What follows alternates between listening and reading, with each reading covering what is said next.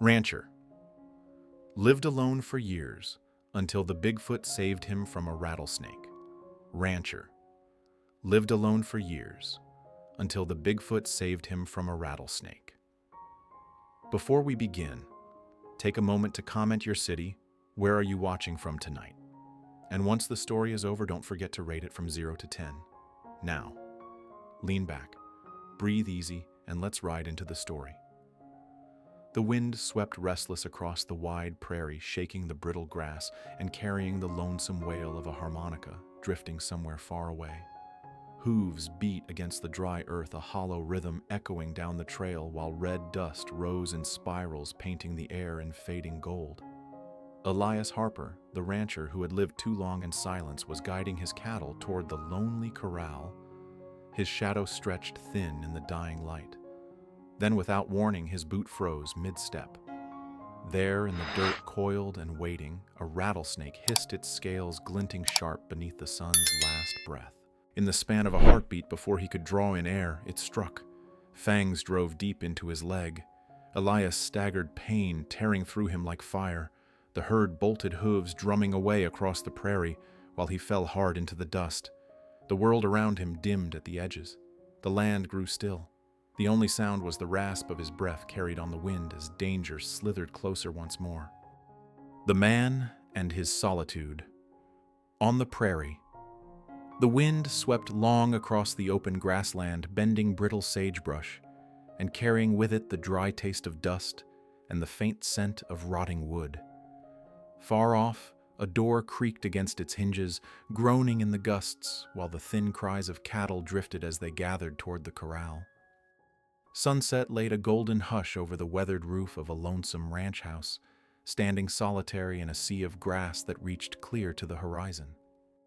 There lived Elias Harper, a rancher past 40, broad-shouldered yet stooped just enough to show the weight of memory he carried. A widower, long withdrawn from the town, he no longer stepped into the saloon or bowed his head in church. His life had folded itself into the rhythm of saddle leather, worn smooth with years' boots dusted with trail miles, and the dim flicker of a kerosene lamp glowing against the walls of a wooden cabin. Each step he pressed into the hard ground landed heavy like the whispered echo of loss. He worked in silence, as though even the prairie wind understood his heart had long since closed itself to the world. Out here in the unforgiving West, survival often carried scars no eye could see. Elias was no different, rancher, gun hand, and drifter trapped between the barren plains and memories that refused to let him go. Above, a scatter of black crows wheeled in the red sky, their cries falling like a warning. Solitude was his only companion. And in that silence, you understood Elias's quiet weighed heavier than any storm. Now I ask you, if you were living alone on a ranch like this, what would you do? Part 1. The Sign of Danger. The sun sank slow behind the gray stone ridges, its orange-red light stretching long across the dry prairie, turning every stalk of sage into a shadow without end. A western wind rose up, driving red dust in thin ribbons that cut across a sky already shading into purple. Somewhere in the distance, a single gunshot cracked, echoing again and again through the valley, startling a murder of crows from the cottonwoods. Elias Harper stood silent on the trail, a calloused hand gripping the rope that held his herd. Sweat dust and horsehide clung to his worn clothes. The faint jingle of cowbells mingled with the heavy beat of hooves against the parched earth. Every breath seemed thick with the tension of the west. Far off, a wall of sand swept the plains, a dull golden veil swallowing the horizon. Elias lifted his face, narrowing his eyes, the habit of a man who'd lived too long with uncertainty. Out here, anything could turn deadly in a heartbeat, a stranger riding the wrong way, a shot fired from nowhere, or a rattlesnake lying quiet in the grass. His steps slowed, his figure stark against the blaze of sunset. And in that moment, a question slipped through the hard stillness. If it were you standing between a sandstorm and an echoing gunshot, would you stop or keep walking? The trail home narrowed between waist-high grass and scattered cactus, so still that only the creak of saddle leather and the wind's sigh broke the silence. Elias's cattle grew restless. Horns clashed, Eyes rolled, wild hooves struck the ground in panic. The rope jerked in his hand. He looked just in time to see a few breaking away, dust rising thick around them. His heart pounded, not for the herd, but because instinct, the old wordless kind, told him something waited ahead. His right hand drifted down toward the worn revolver at his hip. It had seen him through years of storms and thieves, yet the West was never short of new dangers. Then he saw it. Etched into the dust of the trail lay a fresh mark, a winding curve pressed deep into the earth like some cursed script written across the red dirt. Elias froze. The air thickened. Even the wind seemed to pause. Behind him the herd bellowed, hooves hammering the ground. His eyes traced the mark until the truth set heavy in his chest. It was no wagon rut, no insect trail. It was the drag of a serpent. Death in the West didn't always ride on bullets. Venom could lay a man down just as quicker even than storm or drought. Elias knew it well. The most dangerous enemy often hid beneath the grass, unseen until too late. Sunset flared one last time against the scales of a rattlesnake that uncoiled in the middle of the trail. Its tongue flicked black and quick, its eyes burning cold as embers. The dry, hollow rattle began sharp, steady, crawling into his ears. Elias stood still, hand brushing the revolver's grip, but he knew no man alive was faster than a snake's strike. Sweat slid down his temple, dropping into the dust. Behind him the herd broke in chaos, hooves pounding like war drums. The commotion only tightened the snake's coil. Its head rose high, ready to strike. Elias's breath came short. His heart hammered against his ribs. Life or death might well be decided in the span of a single breath. If it were you alone on a trail with a rattler coiled before you as darkness closed in, would you draw? Would you run? Or would you stand your ground? The wind whipped fierce, rattling the dry grass. Elias stepped back half a pace, his boots cutting deep into the dust. The snake hissed, body tensing, ready to launch. Thunder rolled from far away, mingling with the cowbells of the scattered herd. Lightning split the horizon, freezing the moment in stark light.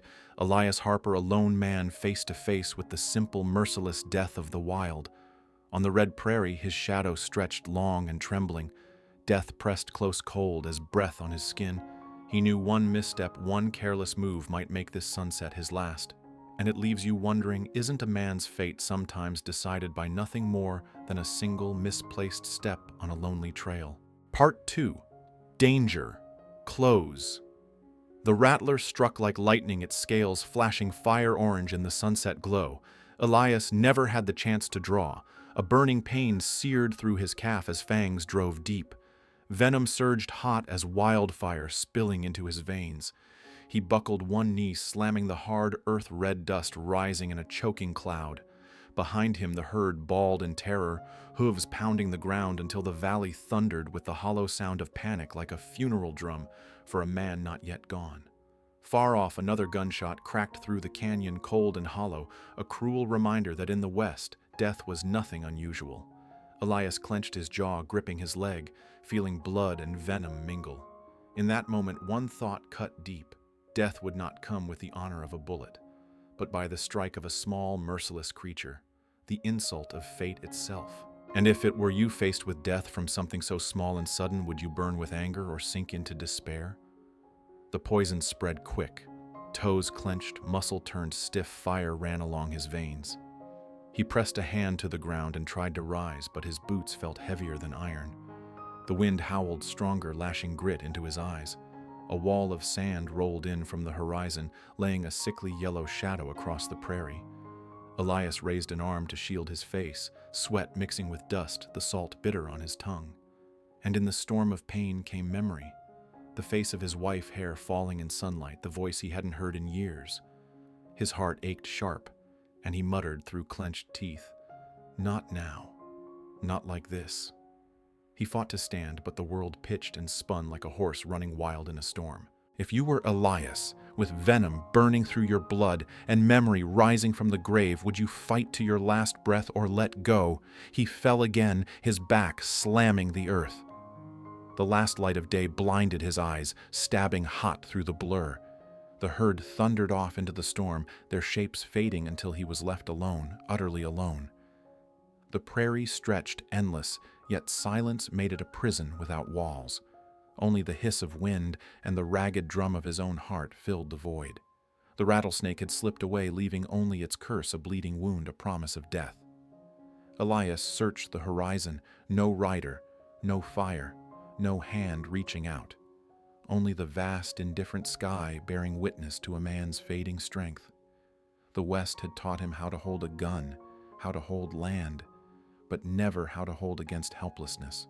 And if you fell here in the desert, no soul beside you would you pray, or wait in silence for death to come. His body shook, blood roaring in his ears.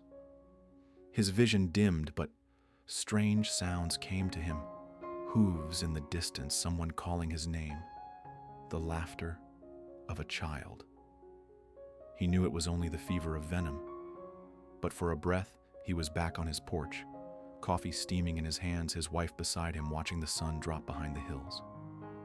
A tear slipped from the eye of the man who thought himself stone.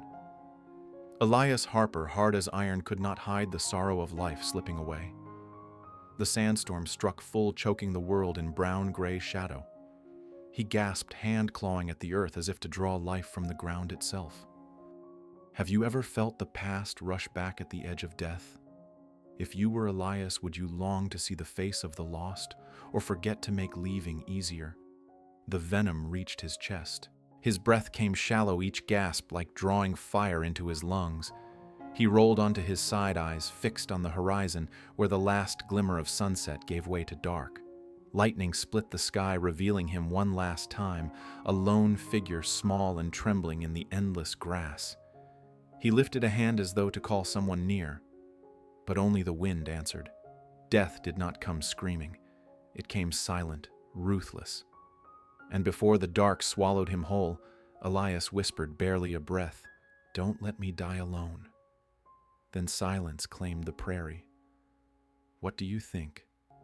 A man of the West, proud and unbroken when the end came, was the only thing he wanted. Simply a hand to keep him from dying alone. Part 3. Darkness on the Prairie.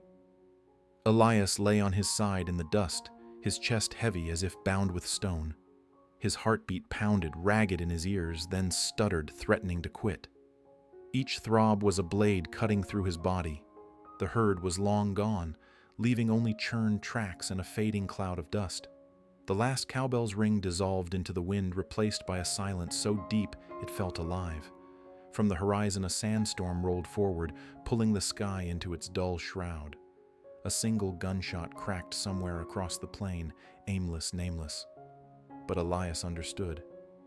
Out here, men died every day. Tonight, he might be counted among them. He forced his eyes open, staring at a sky the color of tarnished copper. The last light slid away, leaving a murky gray that crept closer with every breath. Elias whispered almost to himself, "So this is it. It ends here." And if all you could hear was the beat of your own heart in an endless void, would you cry out for life or wait in silence for the dark to come? The wind sliced sharp against his skin, rattling the dry grass until it whispered like voices conspiring over his death. Dust stormed in, stinging his eyes, choking his lungs. His body convulsed, trembling under the weight of venom and exhaustion. The vast land around him felt colder now, stripped of mercy. The prairie did not bend in pity. The sun did not pause in its setting for one dying man. The cattle scattered, not one turning back. The West was like that merciless, stripped bare of sentiment. A thought rose sharp in his mind. Perhaps this was fate. A lonely man would die the way he had lived alone with no one to know. Through the haze, laughter reached him, the light, tinkling laughter of his wife long gone. He saw her in their wooden kitchen flower drifting as she turned to the fire. He reached out, desperate, but touched only cold dust. The vision shattered. Only the wind remained howling like a ghost's call. Then hoofbeats, faint, then gone.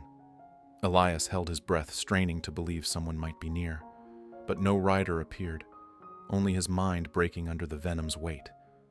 For a moment he was a child again, left alone in the dark, aching for a hand to lead him through. But the desert had no hand, only shadow and wind. He bit down hard, dragging himself forward inches at a time, fingers clawing the ground like a drowning man clutching driftwood. Each movement split his body with pain. His thoughts clung to this land, to the cabin he had built, to the herd he had driven through drought and storm, to the grave of his wife on the hill where he lit a lamp each night.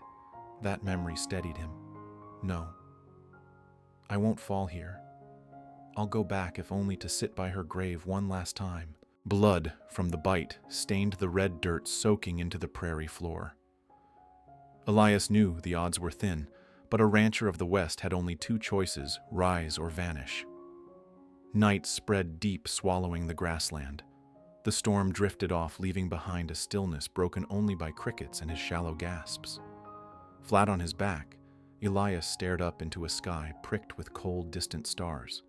Each one burned indifferent, shining over a man slipping quietly toward death. His heartbeat slowed, faint as a dying lamp. And in that thin borderland between here and gone, he felt the truth. Life was nothing more than breath and pulse, fragile as a match in the wind. He whispered, voice trembling, just someone, anyone. But the only answer was the wind sweeping through the endless grass. And you ever felt like nothing more than a speck beneath the wide sky, knowing the world would turn on untouched if you were to disappear? Part 4. A Miraculous Rescue. Elias lay there, eyes slipping shut, his heartbeat faint as a lamp running out of oil. The prairie had fallen into violet dusk, so silent he could hear the wind claw its way through the brittle grass. And then, another sound. A branch snapped. The brush beyond the trail shook hard, too hard for mere wind. Something heavy was moving through it. Elias forced his eyes open, clinging to the sound, though fever and venom told him it was only a trick of the mind. From afar, his scattered cattle bawled, their cries rising sharp, echoing again and again, as if they'd seen a predator in the dark. Then came a shadow, massive, breaking away from night itself. The ground trembled with each step. It was no bison, no horse. For one shuddering moment, Elias thought, so this is it. Death itself has come for me. If it were you lying broken in the dust and a giant shadow rose from the grass, would you cry for help or close your eyes and surrender to fate? Lightning flashed across the horizon, and the figure came clear, taller than any man Elias had ever known. Shoulders wide as stone cliffs, its body shrouded in dark, coarse hair, eyes glowing, not fierce but steady, as though holding the secrets of 1,000 years. The rattlesnake still coiled nearby, tail buzzing in fury. The giant did not flinch. It bent low, and with one sweep of its arm struck the earth. The snake lifted, flung into the grass, vanishing with a final hiss. Elias held his breath. He'd heard whispers in saloon stories of a creature hidden in the forests, half man, half beast, the wild giant of the West. He never believed. Not until now. Bigfoot. His body trembled not from venom, but from the truth towering before him. Yet in those eyes, Elias saw no savagery, only calm, the presence of a silent guardian. He tried to speak. Only a rasp escaped his throat. His hand lifted weakly, a plea without words. The creature stepped closer, heavy, certain, its stride beating like drums across the prairie. It stooped, laying a massive hand across Elias's shoulder. Not cruel, not clumsy, firm, steady. Warmth passed through him, not the touch of an animal, but something nearer to human, and with it came strength enough to cling again to life. Far away, another gunshot cracked, but this time Elias heard no cold omen in it. He heard only the rhythm of his heart, keeping time with the steps of the being beside him. And he understood death had retreated. Life had been returned to him not by bullet or medicine, but by something miraculous no man dared to believe. Propped against the grass, Elias breathed deeper. Pain still gnawed at him, yet his mind cleared in the creature's presence. Bigfoot stood watch, unmoving. Moonlight broke through the clouds, spilling silver across its vast frame. The eyes that looked down upon Elias held no judgment, no wasteful gesture, only presence. And in that presence, Elias found what men of the town had never given him understanding. A tear traced the weathered lines of his face. His voice cracked as he whispered, "Thank you." Bigfoot did not answer. It only turned gaze sweeping the prairie where cattle had fled, then back again, as if to say, "Live. Keep going." The wind rose, carrying dust and sage. The creature lingered a moment more, then stepped into the dark. Brush closed behind it, erasing every sign it had passed. Elias sat, holding his wounded leg, eyes following until the shadow was gone. His chest swelled, not only with the beat of life returned, but with a faith he thought forever lost. The prairie lay quiet again, but silence no longer meant solitude. It carried the weight of wonder, proof that even here in a land so cruel, there was a hidden justice moving unseen. He lifted his eyes to the stars and whispered, "No man is ever truly alone." And if you were Elias, would you tell the world Bigfoot was real? Or keep the secret buried, a memory to carry alone for the rest of your days? Part 5. Touching Hope. The brush closed behind those heavy steps, and the shadow of Bigfoot was gone, leaving Elias alone beneath the last light of dusk. The land was so still he could hear the beat of his own heart growing steady once more. Pain still burned in his leg, but despair had loosened its grip. Leaning on a stick, Elias pushed himself upright. His body trembled, but his chest filled with a new breath. He turned toward the path where the creature had vanished, half hoping it might return. Far away, another lonely gunshot echoed across the plains. Yet this time, it did not chill him. It only reminded him that he was alive, to hear it alive, to stand here on the hard earth of the West. Night fell. The moon lifted, spilling silver across the prairie's wide shoulders. Elias limped forward, his breath mingling with the scent of dust washed clean by the sandstorm.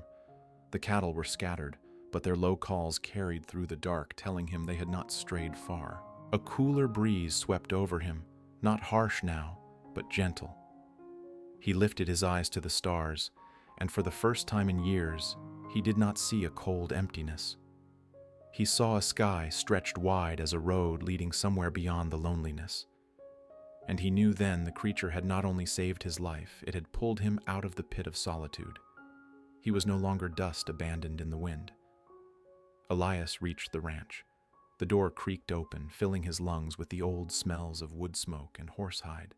The lamp still burned inside, casting a soft gold glow across gray walls. He lowered himself onto the bench of the porch, his hand resting on the revolver left on the table. Once he had believed he would die with it in hand. Now he looked at it only as a relic of what had been. Moonlight caught the corner of a faded photograph of his wife. Elias smiled, faintly, tired but genuine. "I can't go yet," he whispered. "There's still work left for me here." And in the wind he thought he heard a whisper back, whether from memory or from the land itself he did not know. "If you came home after brushing against death, would you live as before, or would you change everything?" Morning broke soft, a veil of gold across the plains. Elias stepped onto the porch, leaning on his stick. Far out, the cattle returned one by one, drifting toward the corral, as if they too knew he still lived to call them home. The sound of their bells rang pure in the cool air, filling him with something fresh and unfamiliar. He smiled, his hand pressed against the wooden door, trying to hold the moment forever. The prairie shone bright in the early sun, but to Elias it was more than dawn. It was proof that from now on he would no longer see life through the lens of solitude. He climbed the small hill behind his home, where his wife's grave lay beneath the cottonwood. Resting his hand on the wooden marker, he whispered, "I'm still here, and I'm not afraid anymore." He looked out across the grass where the brush had stirred the night before. No sign of Bigfoot remained, only the wind moving long through the sage. But in his heart the presence was clear, as if it still stood guard beside him. The west was still harsh. Gunshots would echo, storms would rise, and strangers in town would always watch with suspicion. Yet Elias knew he had been given a gift, the faith that justice and miracle could appear from where no man expected. He drew in a long breath, shoulders squaring beneath the rising sun. Gold poured over ranch cattle and the man who once thought hope was gone. Elias Harper had survived. And more than that, he had found peace again in his heart. Do you believe in a land as unforgiving as the West, that sometimes it is the mysterious which brings the greatest hope to a man's soul? Part 6. Peace Returns. Night settled soft across the prairie.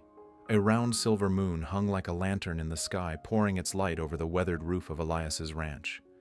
The dry grass whispered in the breeze, rustling like a lullaby written by the wildwest itself. Elias stood at the fence, hands resting easy on the worn rails, eyes following his cattle as they drifted back home. After panic from snake and storm, they now grazed calmly in the moonlight. Cowbells chimed low, mingling with the chirp of crickets, an old familiar song of the prairie. It had been years since Elias looked on such a scene without the sting of loneliness. Once the moon had been a reminder of loss. Tonight it glowed as a promise of life still moving forward. His heart, once heavy with sorrow, now beat steady in quiet peace. He lit a lantern by the barn, its warm light softening the lines of his face. Walking slow along the herd, he laid a hand on each broad back, checking them one by one. They lowed gently, eyes calm as if they too knew their rancher had returned. Before this had been routine, empty as dust. But tonight every touch carried weight. The warmth of their bodies against his palm reminded him he still belonged to the rhythm of this land. Far off, a gunshot cracked Lonely Hollow. Once it would have stiffened his shoulders, made his hand twitch toward his gun. Now he only breathed it out. It was nothing more than another sound of the west, like the wind, like the sand. What do you think? Is it true that when a man has walked through death, the sounds that once made him uneasy become nothing more than the background music of life? Elias sat on the porch steps, a cup of cool well water in hand. Moonlight spilled across the yard, casting his shadow long across the dust, but no longer trembling. Memories stirred, the face of his wife, the quiet suppers they once shared. In the past, those memories had cut deep, but tonight he saw them differently, not as wounds, but as a river that had flowed and would forever flow, gentle and eternal.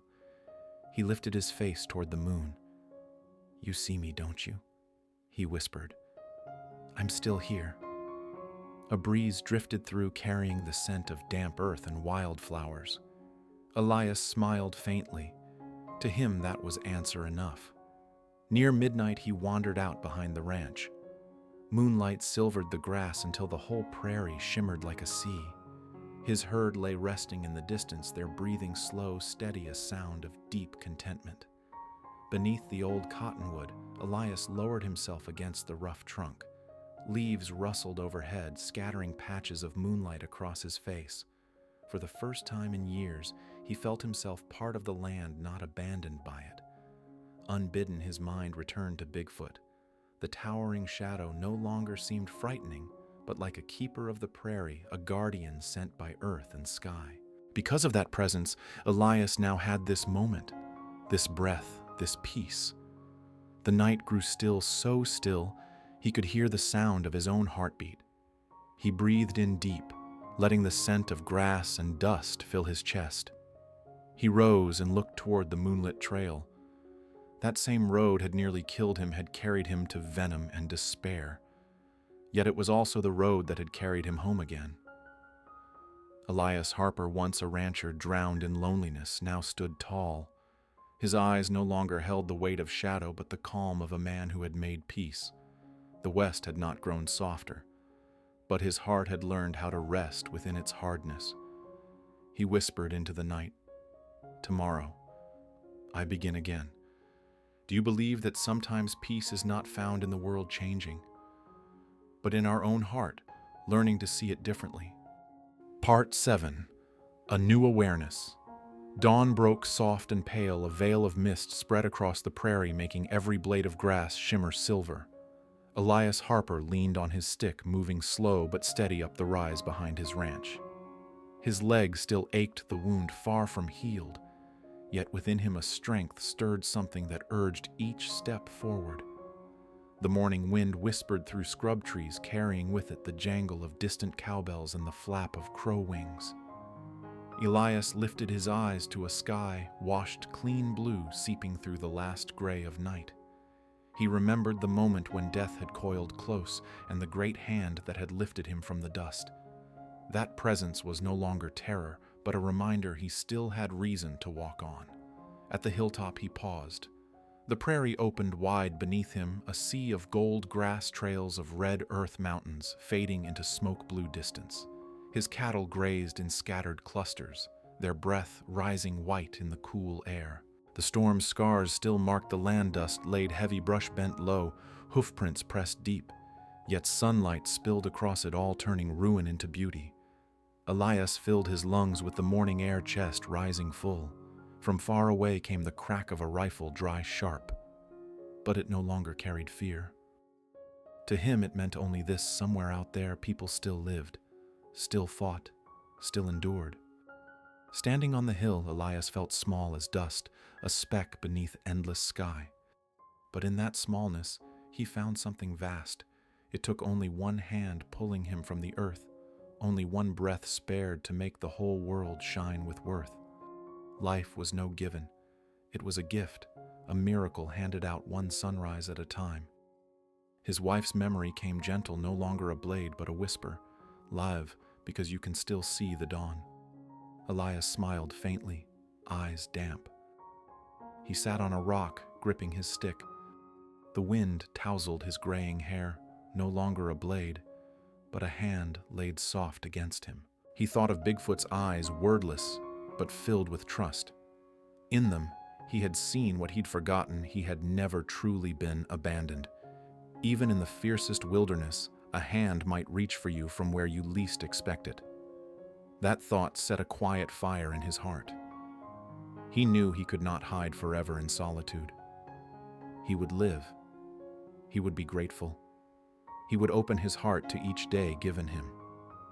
When the sun rose fully above the mountains, flooding the land with gold, Elias stood. He spread his arms wide, breathing deep as if to gather the sky into himself, and he said low but certain, "Every day I live is a miracle." The words were not spoken to the world but to his own heart. And in that moment, Elias Harper knew a truth too great to lose. Life, whether harsh or broken, was worth living, simply because it was life. He turned back down the trail. His herd awaited. The earth still needed tending, and his heart had learned at last how to walk with hope. And you look at your own existence as a miracle and begin again from there. Part 8. Communion with Nature. Morning spilled gold across the prairie. Rays of light slipped through a veil of mist, turning each bead of dew into a string of glittering crystal. Elias Harper stood at the old fence post, his weathered hand resting on the wood, his eyes sweeping over the endless sea of grass. From the cottonwood came a chorus of birdsong while the wind moved through the prairie like a ribbon drawn across the land. Far off, his cattle lowed their voices, folding into the harmony of dawn. To Elias, these were not just sounds of habit, they were the morning's greeting from a world he once believed had turned its back on him.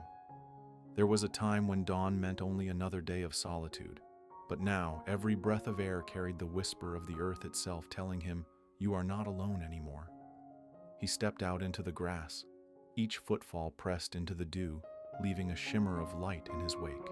Drawing in a deep breath, he tasted the raw scent of earth washed clean by storm, sharp yet fresh. The wind rose, carrying with it the wide chorus of the prairie. Somewhere distant, a rifle cracked from the town, the sound echoing hollow across the flats. The West had never been peaceful and never would be, yet Elias no longer flinched. He heard it only as a low note in life's grander song. Closing his eyes, he let the wind move through his hair, let the crickets, the grass, the cattle, even the far-off gunfire merge into one strange symphony. For the first time in years, Elias did not stand outside of it. He was part of the music. By the dry creek bed, he lowered himself into the grass where a handful of wild purple flowers reached for the sun. His hand brushed a fragile petal, delicate yet unyielding. They had no rifles, no fences, no one to guard them, yet they bloomed boldly against the morning sky. A small brown rabbit slipped from the brush ears, sharp eyes, bright as glass. It paused to study him, then bent to nibble at the grass. A moment later, a flock of sparrows fluttered down nearby, chattering as if in conversation. Once Elias would have overlooked such things, blind to the small and ordinary. But now he saw it. Plain resilience was written not only in the strong, but in the fragile. Life endured even in the smallest creatures, standing against the harshness of the West simply by continuing to exist. From the far hills came the cry of wolves, their voices long and mournful, rolling across the valley. For years that sound had set Elias on edge, his hand ready at the grip of his revolver. But tonight, he did not move.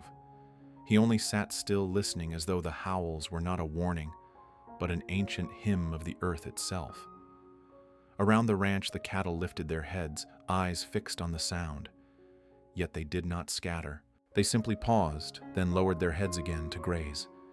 And Elias understood nature spoke its own language. When a man learned to accept it, fear could become connection. He thought of Bigfoot's eyes, silent but full of bond. Now, as the wolves sang, Elias remembered that towering figure born of wilderness, yet carrying salvation. He knew then it was not just chance, it was nature itself that had called him back, pulling him from the pit of loneliness. The sun rose higher, and the prairie blazed with light. Elias stood in the sea of grass, the wind tugging at his shirt, his eyes narrowed against the brightness but shining with more clarity than ever before. Every bird's song, every breath of wind, every hoofprint pressed into the earth was no longer separate. It was all part of one great current, and he was a piece of it. He stretched his arms wide, drew in a deep breath, and felt life pass through him with every pulse. The invisible wall between himself and the land was gone. No longer a drifter, no longer abandoned, Elias Harper, rancher of the West, had found his place. Not in the town, not among men, but in the wide embrace of earth and sky. And in that moment, he whispered, "I belong to this land, and this land belongs to me." And you, if you at last felt yourself completely joined with nature, would you choose to return to town and its people? Or would you remain forever among the grass and wind, where only the land and your own true heart remain? Part 9, A Spirit Reborn. Morning sunlight poured across the prairie like streams of honey, washing through the cottonwoods and tracing every crack in the weathered boards of Elias's house. The old ranch stood silent, but when Elias pushed the door open with its familiar creak, it felt as if the place was lit from within. He paused on the porch, boots dusted thick, one hand resting against the gray post. For years, this site had been a shackle another day, breaking over a life of sameness, loneliness, and emptiness. But today, the sunlight draped across the eaves like a mantle of gold, and Elias saw it plain. This house had not imprisoned him. It had carried him through storms of sand, through winters of ice. It still stood, and so did he. The wind stirred the grass beyond. From the distance came the sharp crack of a rifle. Elias narrowed his eyes toward the sound. Once it would have clenched his chest, filled him with dread of death drawing near. Now it was nothing more than a drumbeat in the greater song of the West. Guns whined the ball of cattle, each one a breath of the land itself. And Elias, after years wandering in shadow, had finally found his own breath again. He rolled up his sleeves. Shoulders shook but held steady. Gathering a bale of hay, he carried it into the barn. The lowing of cattle rose to meet him, a sound both familiar and strange familiar, from a lifetime of ranching strange, because today it rang like a hymn of welcome. Their wide, dark eyes shone in the new light, following him as he spread hay across the floor. The crackle of dry stalks blended with the steady huff of their breath.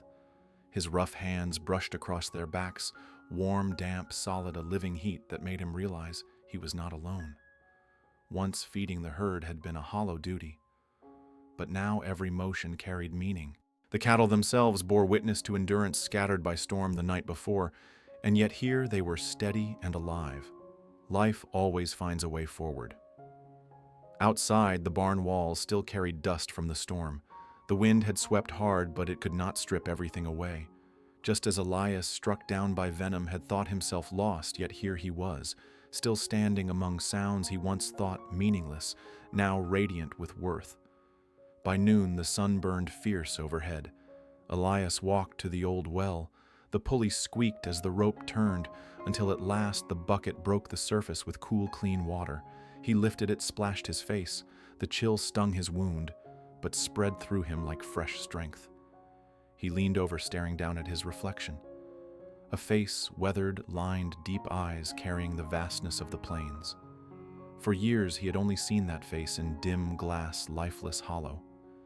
But in the mirror of water he saw something new, a glimmer of a smile. At first he thought it a trick of the ripples, yet when his hand rose to his cheek, he felt it there real.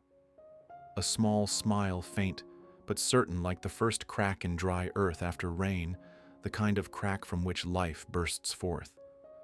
The wind rattled the eaves, crickets sang, sharp sparrows chattered along the fence. All of it rose around him like accompaniment to the moment.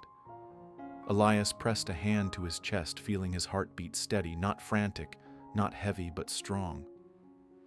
And for the first time in years, Elias Harper felt his heart was worth smiling for.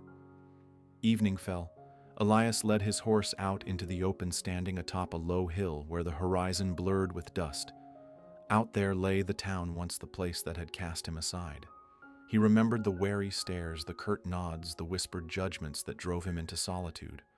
But tonight, as his eyes traced that faint outline in the distance, there was no hatred in him, no fear of judgment. The town might never accept him. It no longer mattered. Elias had already been accepted in another way, by the land itself, by the great hand that had lifted him back from death. He exhaled, shoulders easing. If he ever returned to that town, he would walk with a straight back and steady gaze. For the greatest recognition did not come from men, it came from the simple fact that he had endured, that he had lived through the test of the West. The sun dropped low, but this sunset was no longer a herald of darkness. It was a gentle quilt of gold laid across the prairie. Crimson light struck every board of his ranch, every stalk of grass, until the homestead glowed like fire, but fire made of peace. On the porch, Elias lit a lantern. Its small flame mingled with the dying red of day glinting in his eyes. No longer hollow, no longer hunted by regret, his gaze now carried quiet conviction and a peace that had taken root at last. The herd lay calm in the field. Crows wheeled overhead, their calls hoarse yet softened somehow. The prairie had not changed. It was still harsh, still ruled by storms and gunfire. But within Elias, all of it had been transformed into the simple rhythm of life, and he smiled. Not the fleeting, uncertain smile of before, but a full and steady one. The smile of a man who had stared death down, walked back into life, and found peace waiting in his own heart. And you, after years of loss and shadow, if you finally found your true smile again, would you keep it to yourself? Or share it to warm the hearts of others still walking through the dark? Sunrise on the prairie. The sun rose from behind the far ridges, spilling morning light across the open grassland. Dew clung to every blade, glinting like strands of crystal strung over the prairie. Overhead, a flock of crows drifted east, their black wings trailing faint shadows across the brightening sky. Elias Harper stood on the hilltop, leaning on his stick, his frame straighter than before. Before him stretched a golden sea of grass, the red trail winding clear to the horizon. Behind him, the ranch caught the light, its weathered boards shining as though gilded in gold. He drew in a deep breath, the cool air filling his chest. In that quiet moment, he knew he had stepped across a threshold from the dark of solitude into the healing light of life restored. Far off, he fixed his gaze on the place where the brush had quivered the night before, where Bigfoot had come. Now it was only stillness, the grass swaying like waves in the breeze. No footprints, no sound, as though the creature had never been. But Elias knew the truth. He remembered those steady eyes, the strong hand that lifted him, the silence heavy with grace. Bigfoot had vanished, but left behind something greater than its presence, a faith that miracles could come to anyone, even the loneliest of men. Another gunshot echoed from the town. Elias lifted his head, no longer afraid. For he understood now, justice and mercy did not always come from men. Sometimes they rose from the wilderness itself, from the land, from a creature whispered of as legend. The wind swept across him, carrying the dry scent of earth and the sweetness of wildflowers. Down in the valley, his cattle stirred cowbells, chiming bright a song of life, a hymn of renewal. Sandstorms would rise again. Gunfire would still ring. Suspicion from the town might never fade.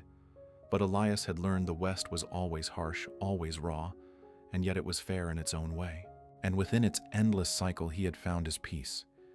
He smiled not for anyone to see, but for the land, the wind, the sky. That was enough.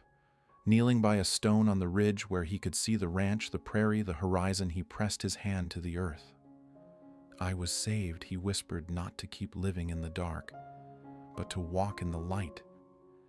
His thoughts turned to his wife, to years of loneliness, to the breath of death on his skin. All of it gathered now into one vow: he would live, he would cherish each day, and he would never again close his heart. Above him, sparrows burst into the sky, wings slicing the air, their song rising clear into the wide morning. Elias lifted his eyes, and in them was a quiet resolve. The sun climbed high, pouring gold across the prairie. Elias stood tall, stick in hand, gaze fixed on the distance. Bigfoot had gone back to the wilderness, but its presence was carved in his heart, unyielding as stone. He turned, walking down the trail toward the ranch. His cattle awaited, the lantern still hung from the porch, and the days ahead were waiting to be lived. Elias Harper knew now he was not merely surviving. He was living as part of the West itself. The prairie stretched vast, the gunfire would echo, the storms would return. But inside the heart of a once lonely rancher, one truth remained unshaken: life was worth believing in, and healing had come after the wound. And so I ask you, if you were Elias, would you have trusted Bigfoot, or kept riding alone? Share your thoughts in the comments.